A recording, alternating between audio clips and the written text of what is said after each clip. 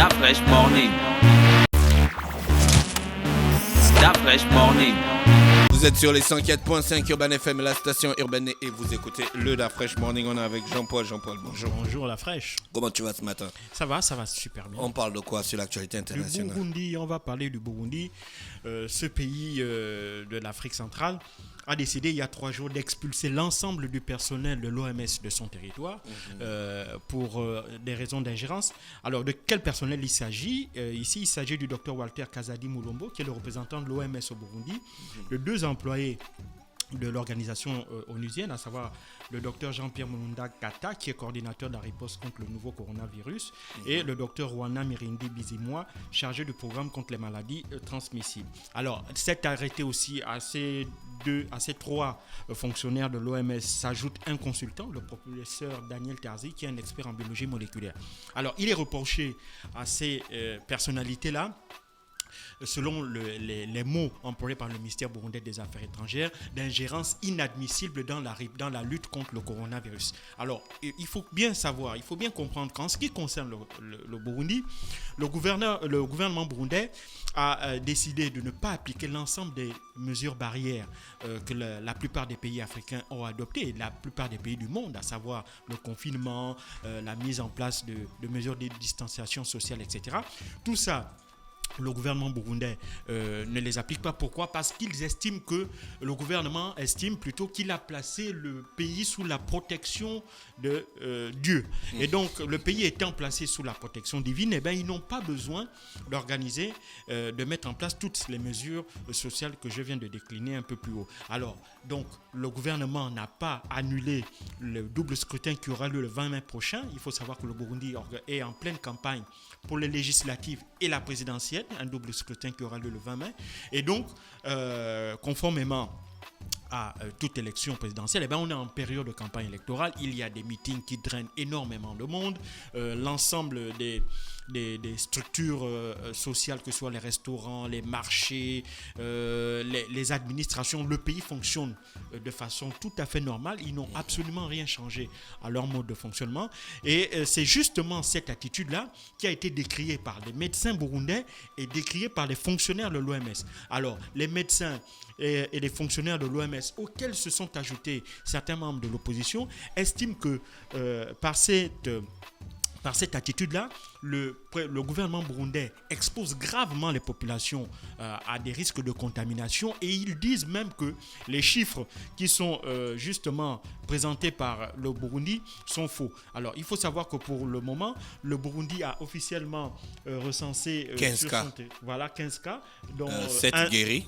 7 guéris, dont Et un décès jusqu'à présent. Alors, ces chiffres sont contestés par l'opposition, sont contestés par certains médecins burundais, et sont contestés évidemment par l'Organisation mondiale de la santé. Et c'est cette contestation-là, de la part de cette organisation internationale, qui a entraîné l'ire du gouvernement burundais, et donc qui a pris cet arrêté d'expulsion-là. Il faut savoir que ce n'est pas la première fois que le gouvernement burundais menaçait d'expulser ces fonctionnaires-là. Il y a un mois, le Burundi avait déjà pris cette décision-là, mais elle avait en quelque sorte suspendu celle-ci après que le président Pierre Nkurunziza ait eu des échanges avec le directeur général de l'OMS, le docteur Ghebreyesus. Et donc, semble-t-il, les mêmes causes ont causé les mêmes effets, et donc le gouvernement burundais est donc revenu sur sa décision et a donc décidé d'expulser ces fonctionnaires-là, parce que évidemment le gouvernement estime que en critiquant, si tu veux, les mesures gouvernementales, l'attitude gouvernementale face au coronavirus, l'OMS est un peu sorti de son rôle de conseiller, est sorti de son rôle d'accompagnateur en matière de politique sanitaire, et en critiquant ouvertement, ils se sont ingérés donc dans les affaires intérieures de Burundi, notamment en ce qui concerne la politique sanitaire. Et donc cela a été jugé inadmissible par le gouvernement burundais, qui a donc décidé d'expulser le personnel de l'OMS. Mais il faut bien comprendre que Le Burundi, évidemment, c'est déjà un pays qui n'est pas économiquement très riche. Et donc, eux, ils estiment que,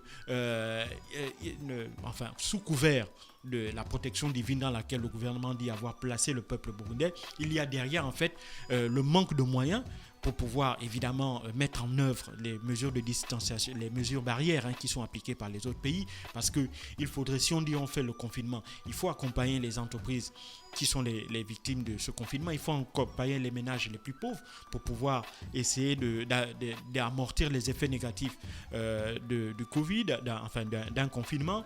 Il faut évidemment continuer à payer ceux qui travaillent, les fonctionnaires, il faut leur verser leur salaire, il faut accompagner les entreprises qui mettent soit en chômage partiel, soit en chômage tout court certains de leurs salariés. Donc, toutes ces mesures-là, évidemment, vont générer un coût que le gouvernement burundais ne veut absolument pas prendre à sa charge. Et donc, ils ont pris une seule mesure depuis l'arrivée de la pandémie, c'est il y a 2 mois, ils ont fermé les frontières, et donc plus personne n'entre ni ne sort du territoire burundais, et donc eux, ils estiment que c'est la mesure qui est la meilleure pour essayer de se protéger.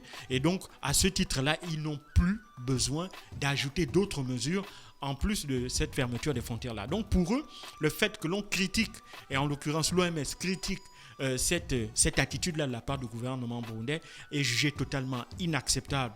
Et donc, c'est la raison pour laquelle le gouvernement burundais a donc décidé de l'expulsion de ces quatre fonctionnaires-là. Et ça montre aussi un peu la difficulté parfois que l'organisation onusienne a essayé d'accompagner certains pays, parce qu'il faut savoir que l'OMS ne peut pas se substituer aux politiques sanitaires mises en place par les gouvernements des États. Ce sont les États qui souverainement décident de l'orientation de leur politique sanitaire, et il est parfois difficile à cette organisation onusienne-là de vouloir évidemment amener à la raison certains dirigeants si eux ils estiment que évidemment les directives de l'OMS ne cadrent pas avec les intérêts de leur propre gouvernement, et ça malheureusement ça arrive à des situations auxquelles on assiste actuellement au Burundi.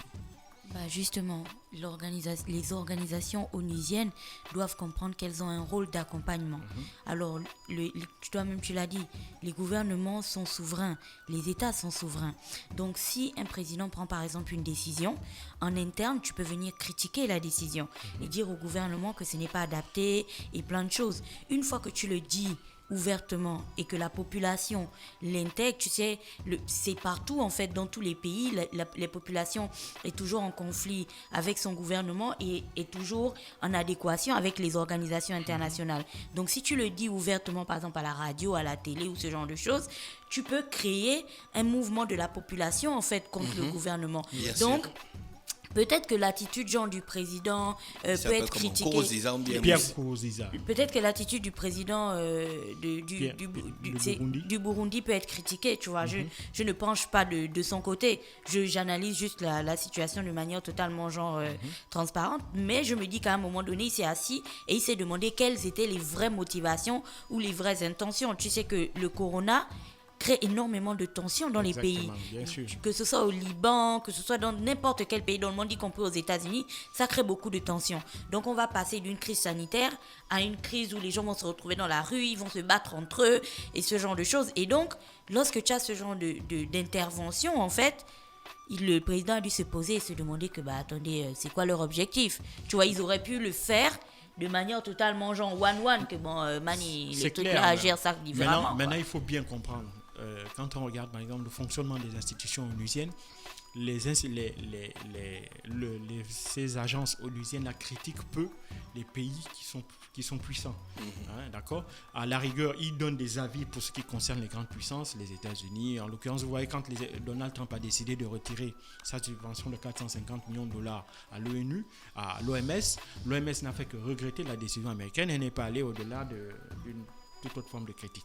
Par contre, par exemple, pour ce qui concerne le Madagascar, l'OMS a ouvertement critiqué la décision du gouvernement malgache de distribuer le Covid Organix et de dire que ce Covid Organisme-là est un médicament. L'OMS n'avait pas le droit de faire ça. Exactement. C'est-à-dire que, comme Gina le dit, l'OMS n'avait pas le droit de venir ouvertement contester une décision gouvernementale. Tout au plus, elle devait en interne essayer d'attirer l'attention des autorités sanitaires sanitaire si elle estime que le médicament n'a pas passé toutes les phases expérimentales conformes à ce que la communauté scientifique a érigé comme étant des bases dans la mise en œuvre d'un nouveau produit pharmaceutique. Et donc, tout au plus, l'OMS aurait dû en interne saisir les autorités sanitaires malgaches pour attirer leur attention sur cette question. Mais elle ne l'a pas fait, elle n'a pas attendu, elle est allée dans les médias, a ouvertement dit qu'il était dangereux pour le gouvernement malgache de donner à leur population un médicament qui n'avait pas répondu déjà à toutes les batteries de tests relatives à la détermination si le Covid organique était véritablement un produit à caractère préventif ou curatif. Donc là, vous voyez que c'est de 2 poids 2 mesures. Maintenant, les attitudes et les réactions des gouvernements aussi varient. En l'occurrence, le gouvernement malgache a décidé de répondre, par exemple, à l'OMS sur le domaine scientifique.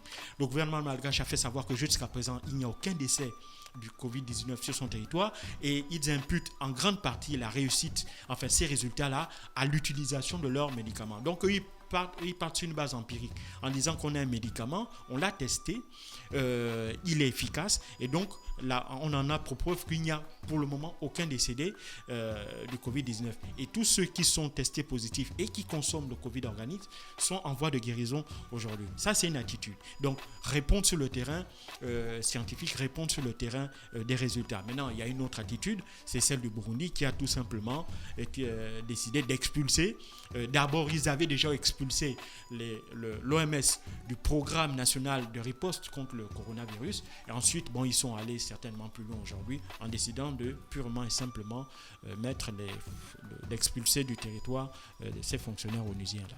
Jean-Paul, la prestation de serment ne s'est pas faite en Israël? Non, la prestation de serment ne s'est pas encore faite parce que ça devait se faire mardi. Ça devait se faire mardi. Semble-t-il, il y aurait eu d'autres retards. Le premier retard était imputé à l'arrivée de Mike Pompeo, qui est le chef du département d'État américain. Apparemment, je crois que l'ensemble des portefeuilles en fait n'ont pas encore été distribués entre les différents partis. Donc la formation de Benny Gantz, le parti bleu-blanc, la coalition bleu-blanc d'une part, et le Likoud de Benjamin Netanyahu. Mais évidemment, ce qui est clair, c'est que les tractations vont continuer, mais le principe est déjà acquis puisque la Cour suprême et la Knesset ont déjà validé l'accord du gouvernement. Donc ce n'est qu'une question de temps. Certainement d'ici la semaine prochaine, le nouveau gouvernement prêtera serment. Et puis, évidemment, on espère que ce sera le début de la fin de la plus longue crise politique jamais enregistrée depuis la création de cet État en 1948. Merci Jean-Paul qui était avec nous ce matin sur les 104.5 Urban FM, la station urbaine dans le Da Fresh Morning, le réveil matinal, la plus haute de la capitale sur la radio, la plus haute de la capitale. Da Fresh Morning.